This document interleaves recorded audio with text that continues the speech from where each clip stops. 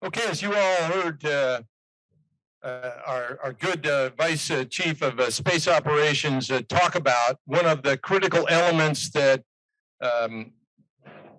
U.S. Space Force and Space Command rely upon as we operate in this world of challenges are space operations that are performed with and in conjunction with partners and allies.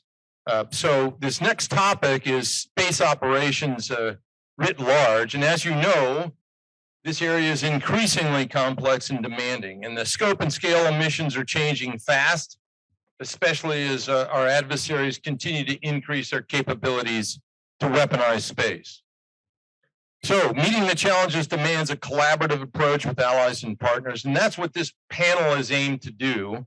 And that's to talk about the roles and missions that define current national security space operating paradigm, consider the impact of adversary behavior, and then explore how a partnered approach will best deliver desired effects. So I'm really pleased to introduce with us Lieutenant General Steve Whiting, who's the commander of Space Operations Command, Air Commodore Johnny Haly, the Air and Space Attaché from the Australian Defence Staff, and Air Commodore Jez Attridge, the UK Air and Space Attaché to the United States. And what we're going to do is we're going to have a little bit of a discussion up here, and then we're going to save plenty of time to hear what's on your mind too. So to kick this off, General Whiting, let's begin with you. And if we visited with your space operators today, what are the core roles and missions that we'd see them executing? Yeah, thanks for that question, General Deptula. Just a little bit of background about Space Operations Command. We are the operational field command of U.S. Space Force. So all of the operational capability that's presented to combatant commands today resides in Space Operations Command. So that means we're focused on building readiness of those forces and generating that readiness and then presenting those forces to U.S. Space Command today. And so I also have a role as the service component commander to U.S. Space Command. And in that role, our crews are executing missions on behalf of U.S. Space Command each and every day. You asked what those missions are. It's missions such as space domain awareness, keeping track of the 47,000 objects on orbit that we track each and every day. That number's gone up, by the way, over 80% in just under 3 years. So significant expansion in the congestion of space. We do electromagnetic warfare missions with units deployed around the world executing those responsibilities.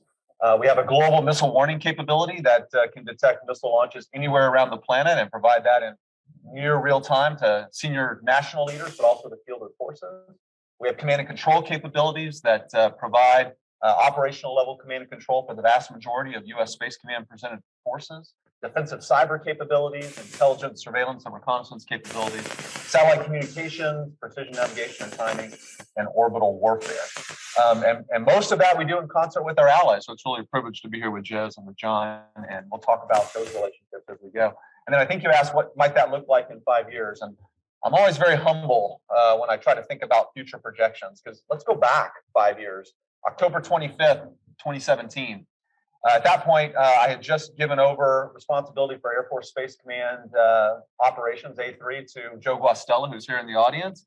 And I, at the time, was leading planning for the STRATCOM Joint Force Space Component Command, where General Hyten had said, I got to normalize my combatant command, and I'm going to have General Jay Raymond, the commander of Air Force Space Command, be dual-hatted as the STRATCOM Space Component.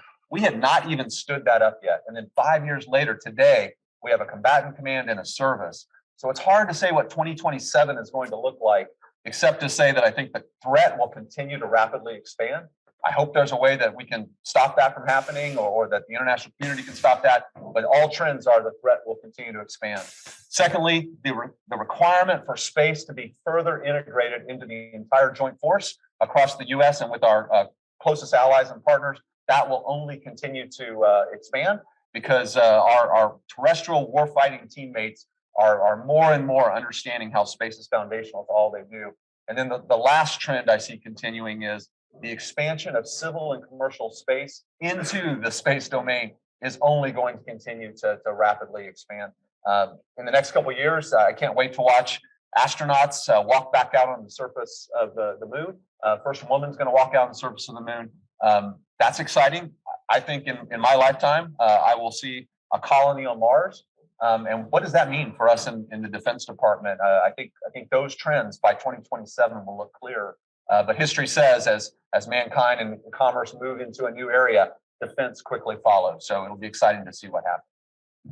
Well, thanks for that. Let me ask two of our closest partners and allies the same question. What kind of activities do you all have going on with respect to space, and where do you see them in 5 years? Thank you. Well, first of all, thank you to the Mitchell Institute for the opportunity to be here, be with General Whiting and Johnny Haly. It's a real pleasure. The UK has a small, perfectly formed space capability at the moment, which is enlarging. And many of you would have seen that in April 2021, we set up the UK Space Command under Air Vice Marshal Paul Godfrey, and some of you would have seen him over here as well. We've had a long history of interoperability with the US space enterprise.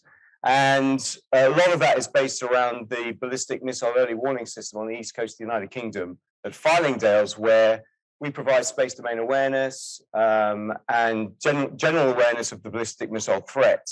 That's integrated fully, obviously, with the US. And then we have a space operations center, which is in the place called High Wycombe, just outside of London, which then provides dilution of precision for GPS information to the Joint Force. It provides conjunction analysis and all of the peripheral information you would expect for space domain awareness. So that's where we sit right now. We were very lucky. We had a defense review about 1.5 years ago that was generous to us in terms of providing capability to the space domain. So what you'll see from the United Kingdom is over the next 4 years, an increase up to about 10 ISR satellites. We're looking to partner with the US on the deep space advanced radar capability with one of the sites in the United Kingdom. We are launching a new Skynet satellite, which will provide us strategic communications. And unusually for the United Kingdom as well, we'll have space launch capability, both vertical and horizontal. And some of you might be tracking that at the moment with Virgin Orbit, looking to launch from the southwest and launch one of their satellites probably next month. So it's pretty exciting for us, and we're looking forward to the journey. Johnny? Yeah, so from the Australian perspective, we also are at an earlier nascent stage of capability, but also pursuing a very similar path to the United Kingdom.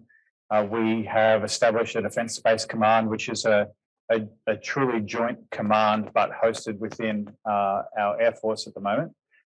So responsive to the Chief of Air Force, who's our joint officer that leads in the space domain.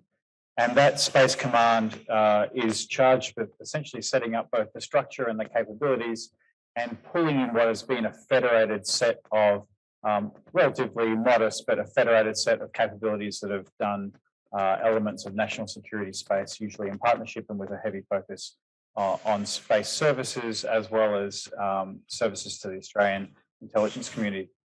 The other real mission of the Defence Space Command is to ensure that our Department of Defence interleaves our efforts in space for Australia, along with the other elements within the Australian government, those other agencies that also have responsibilities. So the Australian Space Agency being key, and then other organisations which also have equities there, to make sure that we take a truly national approach to security and defence from the space domain. With respect to specific capabilities, they are largely at the moment focused on contributing to space domain awareness in partnership with our allies, and in particular capabilities that exist at the moment, such as space surveillance telescope, concentrating on the geo belt in particular, as well as C-band radar.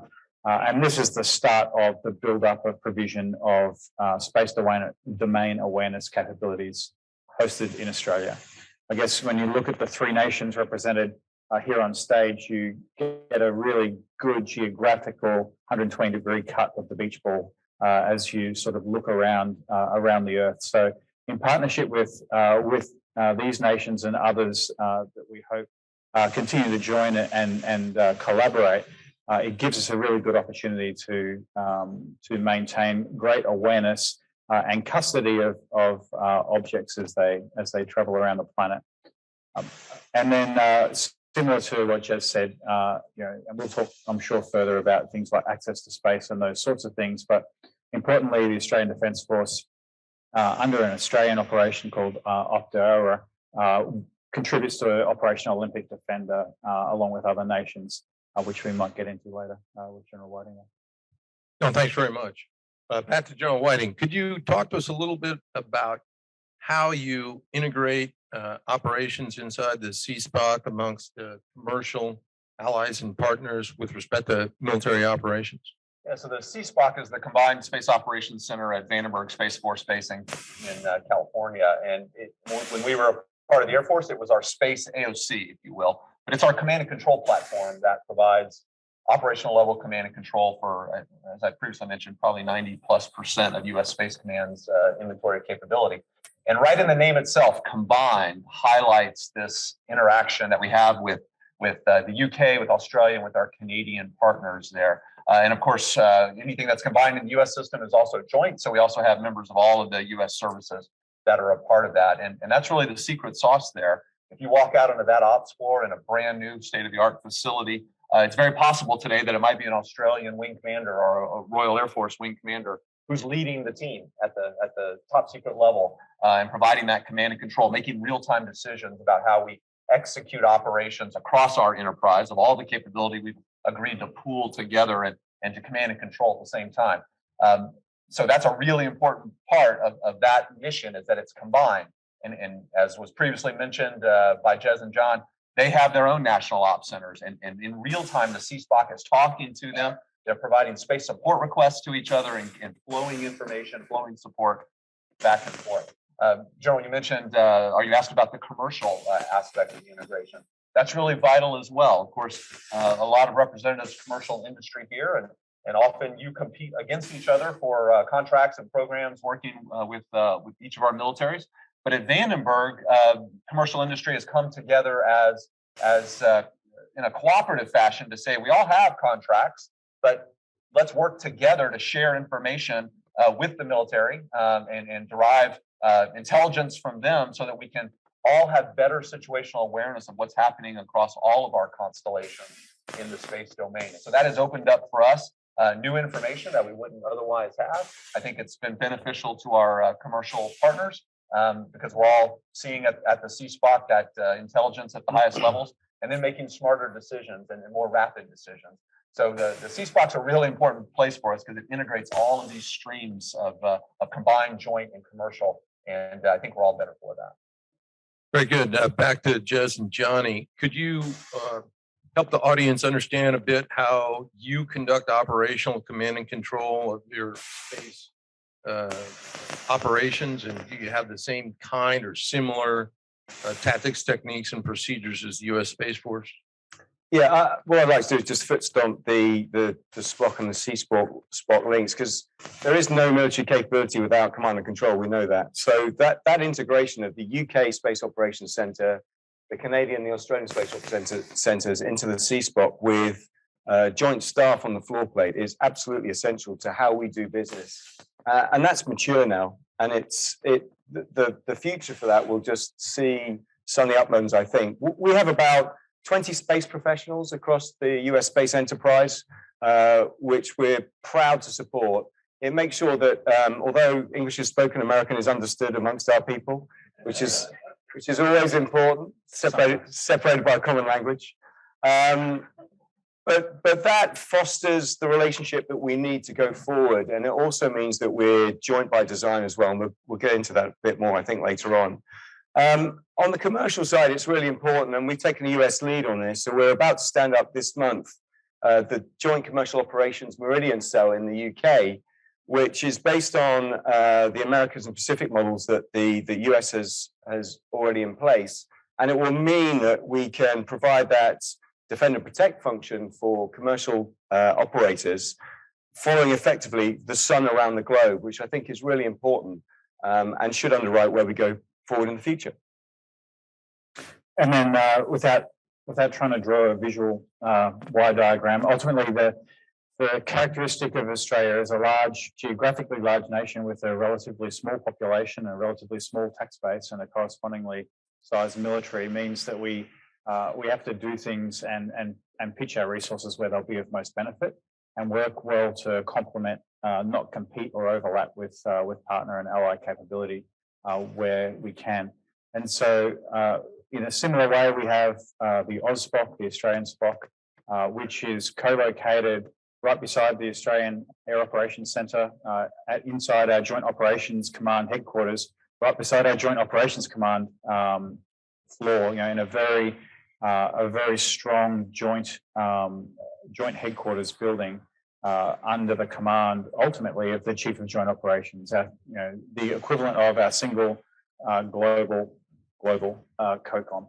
And so that for us provides a really clear and defined link both between our services, between the respective commands that are the recipients of forces that are, we'd say, raised, trained and sustained, or organised, trained, equipped and presented to the combatant commander, so that we can effectively apply those resources either in Australia's specific interest if required, but more likely than not in response to things that we work on together as teammates. The other thing I'd add to the commercial component, and perhaps we might talk about this a little later, but the use of commercial space capabilities provided or used under various arrangements can also be a really great opportunity to take otherwise unclassified information and pull it together and provide then space domain awareness, or frankly, terrestrial awareness from space to our partners in the Pacific Island communities and the rest of the Pacific family that we seek to help capacity build with. Things that are very important to them that we take for granted, such as awareness of our maritime domain, protection of our fisheries and other economic interests within each nation's exclusive economic zone. Those sorts of things are elements that from space, nations like ours can help our Pacific Island communities and other nations through Southeast Asia understand what is happening in their domain, and therefore help them to make decisions in their own national interests free from coercion. Yeah, thanks for that. I would just add to Johnny's comments that the best way to achieve maritime domain awareness is not with ships, but from air and space. That's a whole nother discussion topic. But Steve, back to you.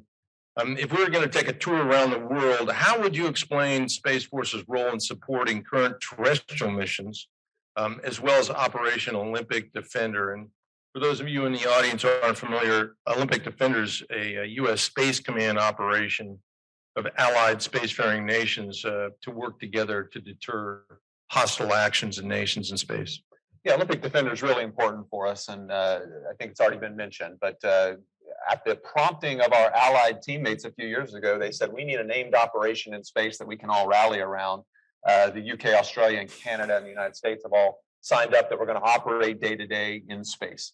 And we're doing that each and every day, and you know, I think it brings coherence to what we're doing. It allows us to talk back into our national systems about the requirements that we have, and it's been a really important first step as we continue to mature these relationships. And then you asked about the terrestrial support, or the support we provide to terrestrial forces. Let me start by, you know, telling a story about World War II. But multiple times in World War II, the Army Air Forces conducted 1,000 bomber raids over single target sets. Each of those bombers had 10 to 15 airmen on board, and then there were escort fighters, weather aircraft. But you have 10 to 15,000 airmen over a single target complex, doing heroic duty in the face of flak and fighters that were trying to shoot them down, and there would be 10 to 20% attrition. So 1,000 to 3,000 airmen would not come home, and we would not completely destroy that single target set. Now, fast forward to today, we would prosecute that with probably 2 aircraft, 2 stealth bombers. Now, a lot of technology has gone into enabling that. Certainly, jet technology, stealth, global refueling. But space is right there as one of the foundational capabilities that we can execute with today that we could not in World War II, because space allows us to communicate anywhere on the globe untethered to terrestrial outposts or networks. It allows us to look into denied space legally, to know what the enemy is doing, to provide command and control, to know what the weather is. And so those 2 B-2s now can not only prosecute one target, they can now, because of space and independently targetable munitions, they can target a dozen or more target points and aim points from those 2 platforms. So I tell that story to say the entire joint force is sized with an assumption that they will have space available at all levels of conflict. And that is why this historic mission that we have of enabling joint force lethality and effectiveness from space is a moral responsibility for the Space Force and U.S. Space Command. We owe that to the rest of our joint teammates and our allies and partners, that they will have space through all levels of conflict, which also is why we now, because of the threats we face, we have to provide that protect and defend capability. But it's all about ensuring those effects that we provide are available for our terrestrial teammates, because they can't fight without it and they are not sized to do so. Yeah, thanks for that. As you're talking about the impact that space has on all of our abilities to achieve desired effects, it takes me back to the recently released Top Gun Maverick film. Okay, that whole thing, well, it was fun, you know, and it was cool. The whole mission could have been accomplished by one B-2 with one bomb. And a hell of a lot more cost effective. Okay. Do you know that one B-1 can deliver the same amount of ordnance as an entire carrier battle group in a day? Okay. Another panel. Jez. What are the key considerations we should consider when looking at space's role in supporting European security priorities? Obviously, what's going on with Russia's aggression against Ukraine is key here. What are some of the lessons that we're extracting from that conflict? You know, obviously that's still being worked out, isn't the lessons, but it's fascinating right now. And just the democratization of air power and space power for all of us. And General Thompson talked about it earlier. What was the preserve of a few countries is now available to everybody under contract. So, you know, I think the ISR provision, you know, Maxar is a good example of that. The amount of information that's out there, not only for Ukraine to use and the allies to use, but also for the general public to get hold of and actually carry the message that we would traditionally try and get across, to point out what the enemy is doing and how they're transgressing international norms. It's powerful that you can get the press or other countries bringing this to the fore, because it helps us with the messaging, and it shouldn't just be UK, Australia, and the US bringing these points across. So I think that's unbelievable on a number of levels. The second one is communications. So we've always worried, haven't we, about how do we communicate, particularly during a conflict. Well, the ubiquity of comms now, particularly when you have Starlink showing the way forwards, is something that is probably going to change the way that we approach warfare, I think, in the future as well. But more to come on that. But again, just to go back to a point that General Thompson brought up, it does now ask the question, what does this mean to commercial operators that are providing services in the battle zone? And how do we move forward with that? So again, lots of questions probably from the lessons identified, but certainly it's fascinating looking at it now. Johnny, let's move over to the Indo-Pacific area of the world. How are Australian space capabilities, designs, plans aimed at dealing with the dragon in your area, China? Yeah, so I guess the first point would be that I feel like we're all neighbours in space. And so to that extent, Australia's aspirations and intent to ensure that the Australian Defence Force provides a meaningful contribution in the operational domain of space is not aimed at a dragon in any specific area, but aimed ultimately at preserving peace and prosperity through the space domain in the face of any adversity or any adversary that would seek to challenge it.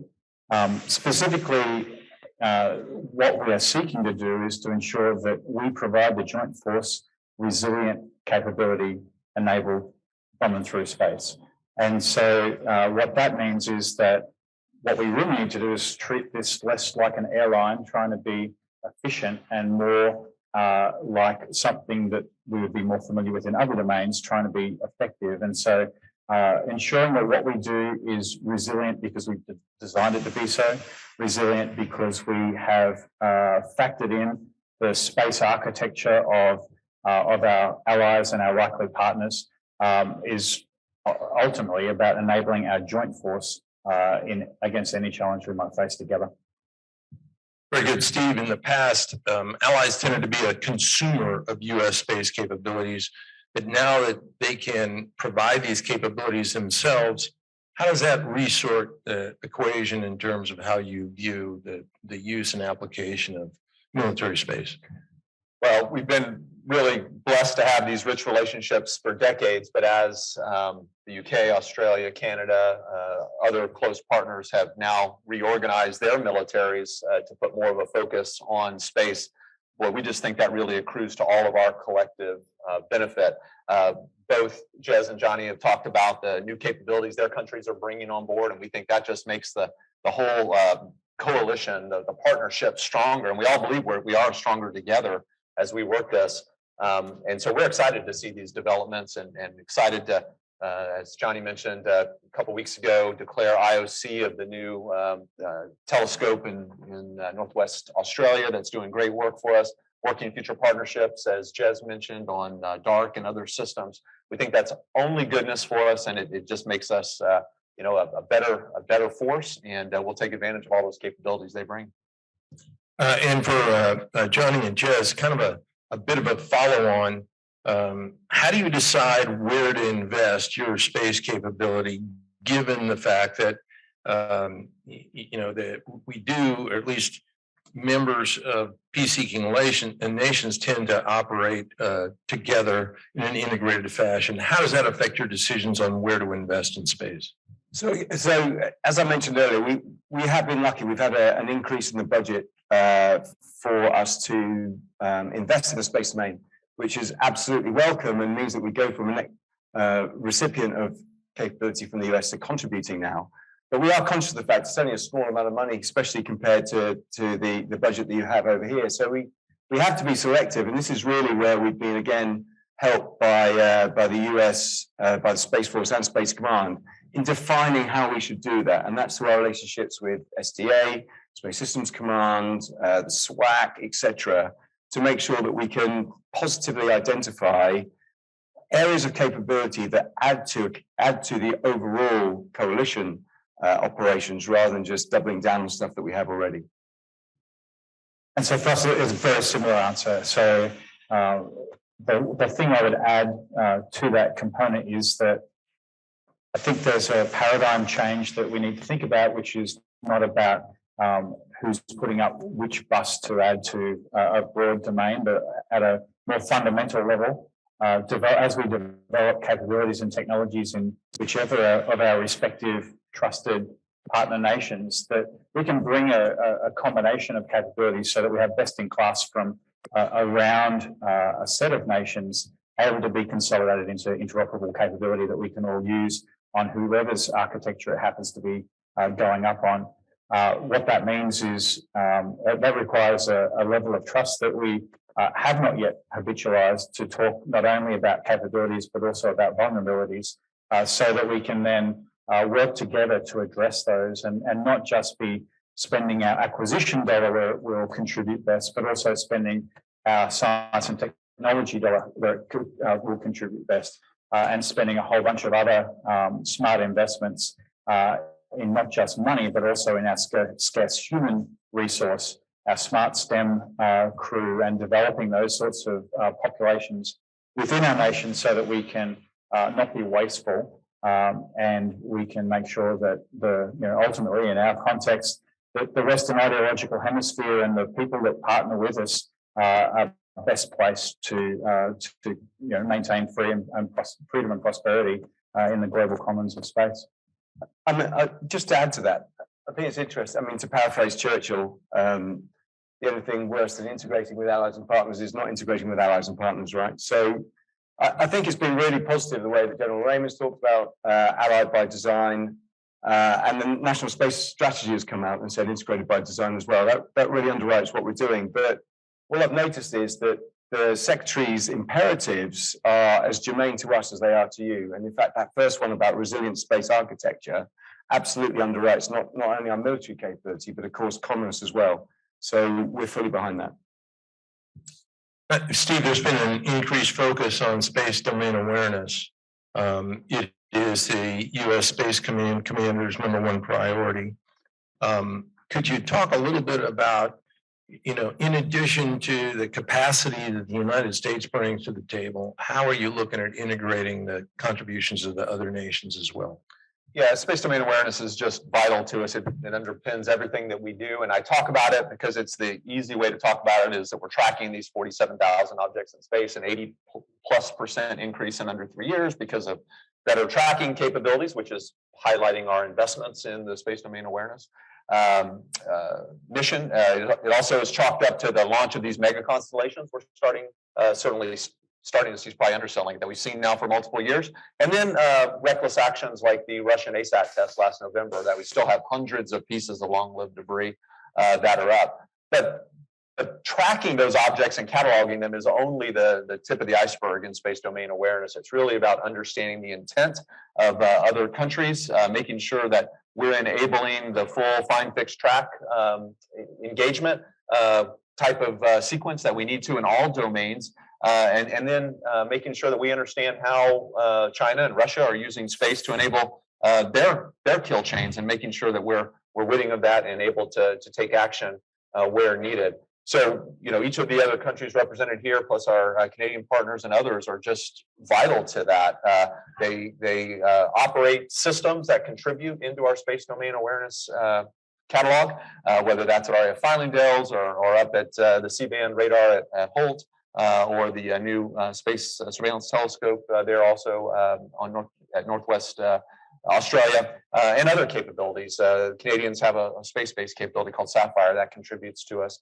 So we know this takes all of us to develop this and build that picture in space.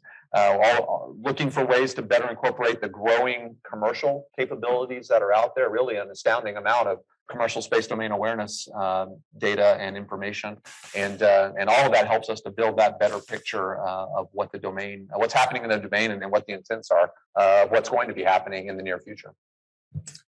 Johnny and Jez, back to you. It's laudable that many in the West are pursuing norms of behavior in space, but the reality is that China and Russia are developing explicitly offensive capabilities. From your perspectives, how do we empower effective deterrence amongst these real world dynamics? So, we should definitely be able to go and hold targets at risk, but rather than just going straight to that, the traditional bastion of the military of breaking things, we definitely want to just double down on the diplomatic side of it at the beginning. So the UK has been leading in the UN. The drive to underwrite norms in space, and I think unless we get that international consensus and we actually codify what it is, then we really can't move forward. But it needs to be international, so that we can actually point out where those transgressions are. And I think again, you go to industry, Exo Analytics, you've got Leo Labs, etc. You've got companies that again can provide the data that third parties can then use to point out these nefarious activities, such as General Whiting talked about last November. So they're really, really important. And then, of course, you go, if that doesn't work, then you've got air power that can always hold those targets at risk, because there is a lot of architecture, of course, behind a lot of these space capabilities. So you don't necessarily have to go into the space domain for that. Yeah, I completely agree.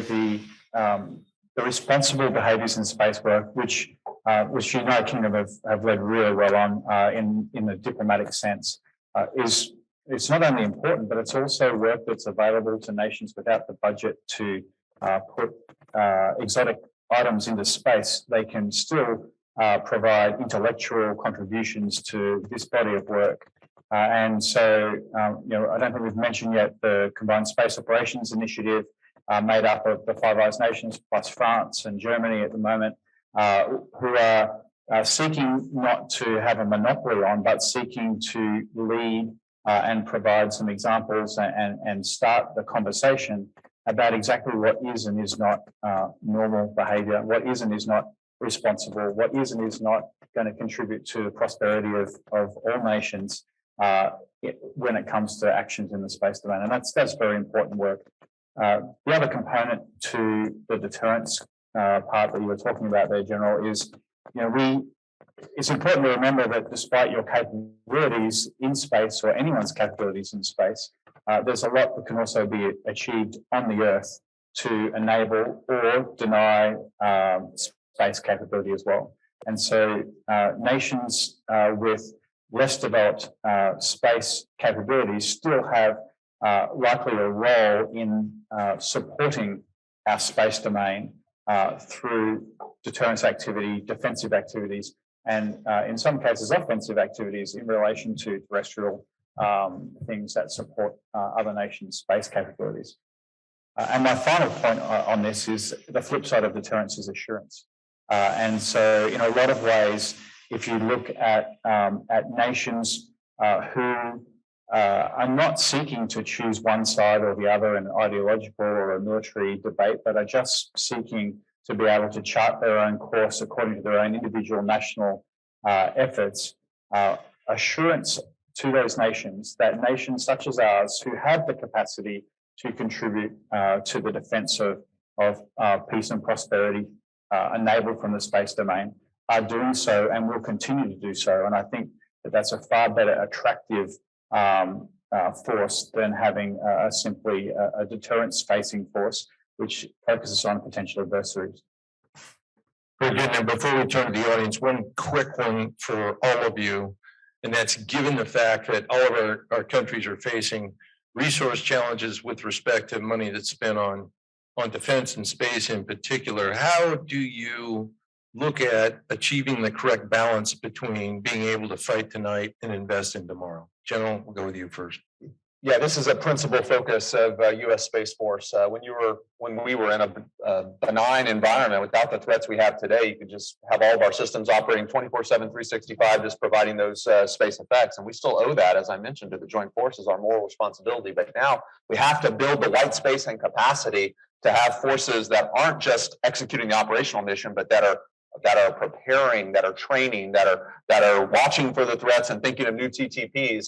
And so we've just developed inside the U.S. Space Force a new Space Force generation process, which is all about how we will optimize our force as an employed in place force, largely, not a force that gets ready to deploy somewhere else to execute missions. But how do you build that white space and give the operational crews and intelligence professionals and cyber professionals the time they need to prepare so they can rotate back into an operational phase where they're executing those COCOM missions. That will be a long journey for us, but we have just implemented that, and it's going to allow us to expose where our shortfalls are in those types of desires. So that would be a principal focus, building the future readiness we need to execute tomorrow's missions. I think we've really hit on it already during this panel, which is that we have a coalition. So in terms of sharing the capability across the coalition and making sure that we can cover that full breadth of requirements is really important. And we can do it as a group of nations rather than just relying on one nation. And that works with the horsepower that you have behind it. It's an exciting domain. People are naturally attracted to it. So we're not having an issue bringing people in to be space professionals. And I think if we look at it again, as that global Johnny talked about it, you know, the fact that we have geography that covers the globe, we have people that cover the globe. So that gives us that 24/7 availability of operational capability, which is really powerful. Yeah, the only thing I'd add to that, I mean, is that we spoke briefly about the information sharing component to it, and I don't mean that in the context of a continuing clamour for tell us more. But what I mean that is if we can spend, if we take the Attaché role, for example, if Jez and I are better able to spend time ensuring that our nations are collaborating together on the future and having true operational design in response to a strategy based on what we foresee to the challenges to be, that's far better than spending our time trying to figure out what the United States thinks they're going to do. And so the more we can act as partners on building for the future rather than partners trying to understand what the future is perceived to be, then the more efficient we are. And that's another form of resilience, right? And it's another form, it's an intellectual resilience, which hopefully will pave the way to better capabilities all around. And frankly, Australia as a small nation is used to needing to compromise on some of the things we might build in a perfect world if we were the global superpower, to ensure that we're able to be integrated with the people we're likely to fight with, and the people that we seek to have a shaping or a deterring effect in our region with. And so the more that all our nations are prepared to, where necessary, trade off the onesie, twosie percents in order to have a better, sooner, resilient, available, integrated capability, then the better we'll all be and the better deterrent effect we'll have globally as well. Very good. Okay, let me turn it over to the audience and hear what's on your minds. And please, when you have a question, state who you are and what your affiliation is. Good morning, gentlemen. Sharon Griffiths from McKinsey. So, as we all know, despite all the best intentions, true partner integration gets a bit spicy at the beginning of a contract, at the beginning of a conflict, as we saw in the early 2000s. Can you talk a little bit about what do you see as the key challenges to make sure that functional partner integration is working in the event of a high pressure situation? And what are the specific investments and initiatives you're doing to think about things like data integration, classification, things like that? Thank you. Let me start by just turning it a little bit, and because we've spoken a lot about partner integration in the context of nation to nation. The one part that we haven't spoken about is the integration that needs to happen right from the start between various OEMs and companies that ultimately become the birthplace of so much of the capability that we end up relying on. And if we look at some of the more successful, or perhaps reflect on some of the less successful collaborative partnerships that have occurred between nations and between companies and federations of companies for nations, I think the key elements of having on-time delivery of sustainable capability that's affordable and able to be operationally fielded is right back at the start in setting up structures that allow companies to make the profits they need to make, while also ensuring that the national interest and the patriotic component of what we're all here to do is also being defended. So to quote that great alien hunter, Will Smith, if we stay ready, we don't have to get ready. And I think that's where we are right now. We're integrated at the beginning, as we talked about with the CSPOC, so we've got a really good idea how we can compete as nations together in space. The challenge has been, and Johnny alluded to it, which is the classification release or insight into plans. But I think we're encouraged by the NDS and the NSS, the way that they're actually paving the way for that. And there's always going to be a permafrost that stands in the way. But I think we're all getting to the point now that this is non-discretionary, the fact that we need to go and build up our space-based capability. In the past, we had a chance to tiptoe around it. We don't have that now because we need to assure the global commons and we need to assure our national infrastructure as well. And all of that space-based capability is national infrastructure. So I think the combination of those means that the future is a lot brighter than it was. It's not perfect at the moment. It's definitely going in the right direction. Yeah, Sean, I appreciate the question. And I just would highlight that partner integration, allied integration, it is an ultra marathon. We are well into the race, but we cannot see the finish line because we'll never get to a point where everybody says we have arrived. This is perfect. So it's all about making progress each and every day, each and every week, each and every month, each and every year, so that we're better tomorrow than we were yesterday. And I think we can point to a number of places where we definitely are better. Now we know we have more to do, but the Space Surveillance Telescope fully partnered with our Australian teammates from the beginning. DARC, RAF Fylingdale's fully partnered with our UK partners from the beginning. They have relationships now with our Space Systems Command out in Los Angeles as we are developing the future command and control systems, trying to make those interoperable from the beginning. And yes, there's always challenges, and yes, we never quite get there as fast as we want. But I believe we are well down into that ultra marathon, and we will keep running and making progress as we go forward. And just to add very briefly, there's a lot of capacity outside of these three nations as well. And so contributing where our national interests align in ways that protect our national interests, but also have the broad deterrent effect within structures such as NATO, within other key partnerships and security dialogues that exist. Nations such as Japan, India, Korea, and others in our region are very, very important too. Thank you, gentlemen. Joe Franchino with USAT America and proud Mitchell Institute fellow. We keep speaking to the classification issues. When and how are we migrating to more of a operating in plain sight? You know, when the B-21 was being forecasted, we were very public about that. Space used to be more covert because it was less accessible. And now that we know that that's certainly not the case, when do we plan on deterring in plain sight and possibly accelerating the declassification of a lot of our methods? Thank you. Yeah, maybe I'll start with that one. And again, this is another really long race, and we're in the middle of it. If you go back 5 years ago, I couldn't have probably sat here and said that we execute electromagnetic warfare missions, offensive and defensive. And we talk about that today. That's been a change in classification. And that supports the classical tenets of deterrence, which number one, you want to deny the benefits of a possible adversary attack so that they understand their attack won't be effective. Number two, you want to make sure that they understand you can impose costs back on them. And number three, that you've clearly communicated those things to them. So I think we will continue as national policy evolves to see additional capabilities that we may be able to begin to talk about. But that will be subject to other considerations. But I think we've made some progress, and I expect that we'll see more going forward.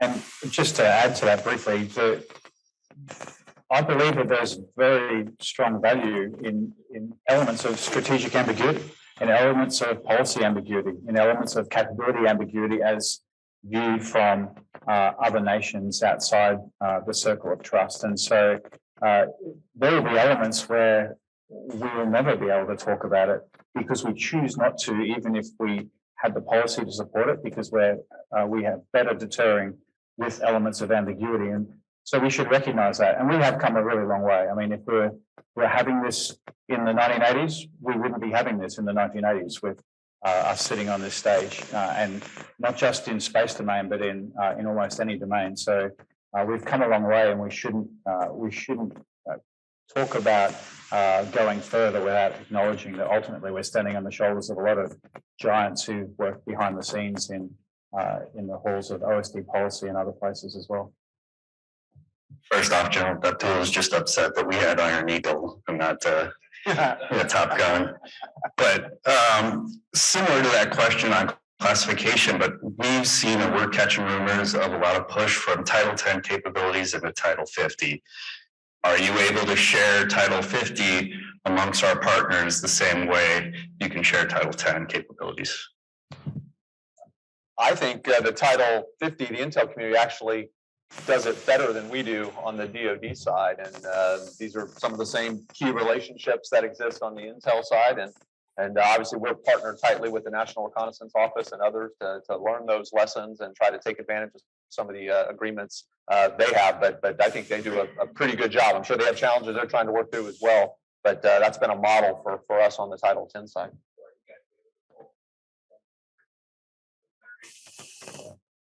I mean, all I'd say on that is that just piggyback on the back of General Whiting's point, you know, actually the way that we share within the intelligence communities is probably the model. They do it really well. And sometimes I think we look at the way that we do it between the militaries and say, could we perhaps go and draw from that, learn from that? So, you know, the point is, as I said before, it's non-discretionary now. We need to go and find out how we can do it better. And we're making a long way, we're going a long way towards that. And the other good news part that's worth thinking about when it comes to the benefit of nations joining together is that, you know, hands up all the nations on the stage that have such a thing as Title 10 and Title 50.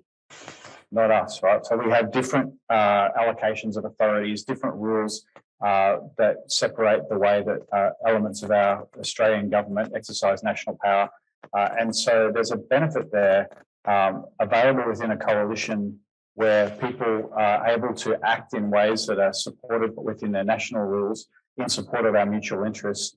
So actually, it's sometimes a benefit to have other nations who have different distributions of capabilities within their national security and defence organisations that allow better operational flexibility to a combined force commander.